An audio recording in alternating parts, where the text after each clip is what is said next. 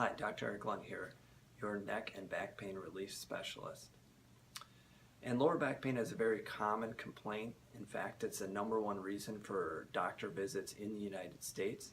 And so if you're experiencing lower back pain, you may have already obtained an MRI or it's been recommended that you obtain an MRI. And so there's both advantages and disadvantages to getting an MRI.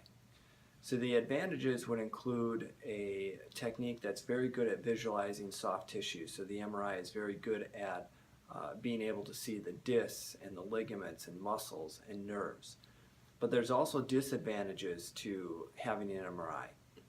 And it's related to the fact that about 2/3 of our body weight is supported by our lower back. So it's very common to see abnormalities on an MRI, things that could be disc bulges, disc degeneration, arthritis, or bone spurs. And so when you get this information, it's difficult to know what's causing your lower back pain. Is it the disc bulge? Is it a disc herniation? Is it the arthritis?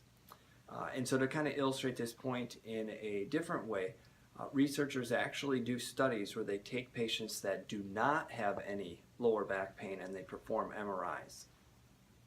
And when they do that, this is some of the key findings that they report. About 53% of these people have painless disc bulges, 30% of them have painless disc herniations, and about 18% have painless extruded disc herniations. And so when they gather all that data, what they conclude is that about 57 to 64% of the population is going to have disc problems on an MRI but not have lower back pain. And so what does that mean for you? What's the key take home from this? It means that if you have lower back pain and you get an MRI and it shows that there's a disc problem, there's a high probability that that's not actually what's causing your lower back pain.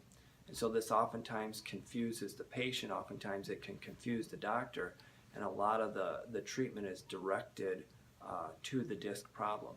Instead, it could be something more simple, and oftentimes it is something more simple, like things not being aligned in your lower back, the joints being locked up, the muscles being tight. So again, if you have lower back pain and the MRI shows a disc problem, it may be most helpful for you to have a short treatment trial of some chiropractic visits as that addresses realigning, unlocking the joints, loosening the muscles, and oftentimes because it's not the disc that's causing your pain, it's more likely the alignment, the tight muscles, etc. causing your pain. So thanks for watching. If you do have a question or anything, please leave a comment and I will answer your question. Thanks for watching, and we'll see you next time.